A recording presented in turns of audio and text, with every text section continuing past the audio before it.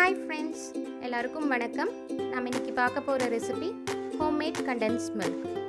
Milk மேட்லாம் கடையில் வாங்குறோம் இல்லைங்களா, அதை தான் நம்ம இன்றைக்கி வீட்டிலேயே செய்ய போகிறோம். ஃபஸ்ட் அதுக்கு என்னென்ன தேவையான பொருட்கள்னு பார்த்துடலாம்.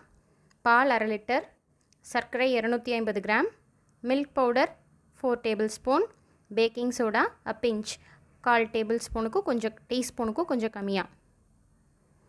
இப்போது அதுக்கு ஃபஸ்ட்டு நம்ம 3 டிப்ஸ் ஃபாலோ பண்ணுங்க. ரொம்ப பொறுமையாக தான் செய்யணும். அதை போக போக என்னென்ன டிப்ஸ்ன்னு சொல்கிறேன். ஒரு பேன் எடுத்துக்கோங்க. அதில் 1/2 லிட்டர் பால் ஊற்றிக்கோங்க. நார்மல் மில்க்லேயும் செய்யலாம். நான் இங்கே Arokya milk orange colour packet full cream pasteurised milk நான் எடுத்திருக்கேன். இப்போது இது நல்லா பொங்கி வரட்டும். ஏன்னா நான் இப்போ தான் ஃபஸ்ட் டைம் காய்ச்சுறேன். நல்லா காய்ச்சி பொங்கி வர சமயத்தில் தான் நம்ம கலந்து விடணும். கண்டன்ஸ் மில்க் பொறுத்த வரைக்கும் நம்மளுக்கு பொறுமை தான் முக்கியம். மற்றபடி கண்டன்ஸ் மில்கோட ப்ராசஸ் எல்லாம் ரொம்ப சிம்பிளான ப்ராசஸ் தான். டேஸ்ட் வந்து செமையாக வருங்க. கடையில் வாங்குகிற அதே கண்டன்ஸ் மில்க் டேஸ்ட் தான் வரும். இப்போ பால் பொங்கி வருது. நல்லா விஸ்க் வச்சு கலந்து விட்டுக்கலாம். அந்த விஸ்க் வச்சு நல்லா கலந்து விட்டே இருங்க. சைடில் இந்த பாலாடை ஃபார்ம் ஆகி வந்துகிட்டே இருக்கும். அதை நல்லா உள்ளே தள்ளி தள்ளி விட்டுட்டே இருங்க. நல்லா சைடெல்லாம் ஒட்டி ஒட்டி வர பாலாடையெல்லாம் நல்லா பாலோட கலந்து விட்டுட்டே இருங்க. இந்த மாதிரி நம்ம விஸ்க் வச்சு நல்லா கலந்து விடுறதுனால நம்மளுக்கு ஆடை வந்து திரியாக ஃபார்ம் ஆகாது. எல்லாமே அந்த பாலோடு சேர்ந்து நல்லா க்ரீமியாக ஃபார்ம் ஆயிரும் அந்த பால். அதுதான். இப்போது 1 கப் சர்க்கரை ஆட் பண்ணிக்கலாம்.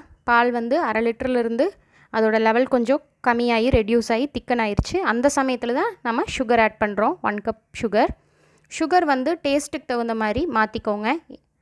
நான் இங்கே 1 கப் போட்டேன். அந்த 1 கப்பே செம ஸ்வீட்டண்டாக இருந்தது. கடையில் வாங்குகிற மில்க் அந்த டேஸ்ட்லேயே தான் இருந்தது. இப்போ நல்லா அந்த சைடெல்லாம் எடுத்து விட்டுட்டே வாங்க. கண்டன்ஸ் மில்க் வந்து ப்ராசஸ் வந்து ரொம்ப சிம்பிளுங்க. ஆனால் நம்ம பக்கத்துலேயே நின்று பொறுமையாக செய்யணும். எவ்வளோ சீக்கிரமாக செய்யணும்னு நினச்சாலும் மினிமம் 30 மினிட்ஸ் ஆகுங்க. நம்ம கண்டன்ஸ் மில்க் செய்யும்போது பார்க்க வேண்டிய ஒரு சில விஷயங்கள் இருக்குங்க. பால் வந்து நல்லா சுண்டணும். சுண்டினதுக்கப்புறமா தான் நம்ம சர்க்கரை ஆட் பண்ணணும். இது ஒன்று. ரெண்டாவது, பால் வந்து ரொம்ப திக்காகிற அளவுக்கு விடக்கூடாதுங்க. ஒன்ஸ் கொஞ்சம் நம்மளோட கன்சிஸ்டன்சி திக்காகுது அப்படின்னு தெரியும் போதே நம்ம நிறுத்திடணும். நல்லா திக்காகிறதுக்கு விட்டுட்டோம்னா ரொம்ப கெட்டியாயிரும். உங்களுக்கு ஆற இன்னும் கெட்டியாயிட்டே இருக்கும். அதனால் அளவான திக்னஸ் வந்தோடனேயுமே நம்ம அடுப்பு ஆஃப் பண்ணிடணும்.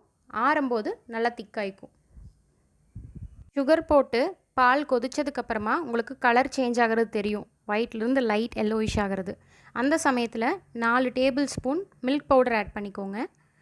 நான் இங்கே வந்து அமுல்யாங்கிற பிராண்ட் யூஸ் பண்ணியிருக்கேன்.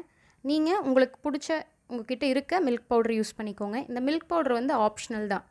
நான் இங்கே இருந்ததுனால மில்க் பவுடர் ஆட் பண்ணி நல்லா க்ரீமியாக செய்யலாங்கிறக்காக ஆட் பண்ணியிருக்கேன்.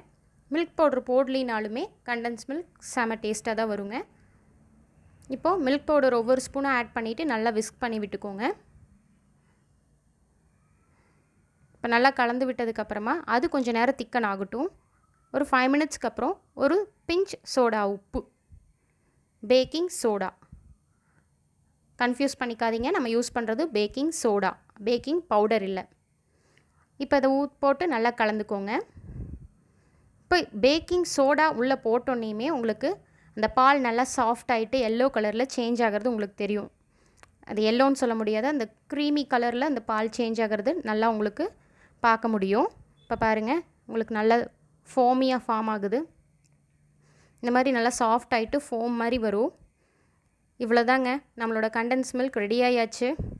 இப்போ நம்ம விஸ்க் எடுத்து தள்ளி வச்சுட்டு நம்ம நார்மல் கரண்டி எடுத்துக்கலாம். விஸ்க் இப்போ போதும்.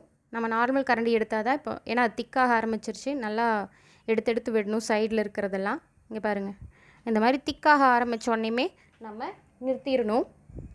இதுதான் கன்சிஸ்டன்சி. இந்த அளவுக்கு திக்கான போதுங்க. இதுக்கு மேலே திக்காக விட்டிங்கன்னா ரொம்ப கெட்டியாயிரும். இன்னும் ஆற கெட்டி தான் ஆகும். அதனால் இந்த கன்சிஸ்டன்சி போதும். இதை அடுப்பு ஆஃப் பண்ணிவிட்டு ஆற வச்சிடலாம். இதை வந்து நம்ம பாயாசத்துக்கு, சாக்லேட் செய்கிறக்கு, கேக் செய்கிறக்கு, இந்த மாதிரி இனிப்பு ஸ்வீட் டெசர்ட் செய்கிற எல்லா ரெசிபீஸ்க்குமே நம்ம மில்க் மேட் யூஸ் பண்ணி செஞ்சால் சூப்பராக இருக்குங்க. அதுவும் நம்ம வீட்லேயே இந்த மாதிரி தித்திப்பான ரெசிபியெல்லாம் செஞ்சோம்னா நம்மளுக்கே நாம் செஞ்சது அப்படின்னு ரொம்ப ஹாப்பியாக இருக்கும்.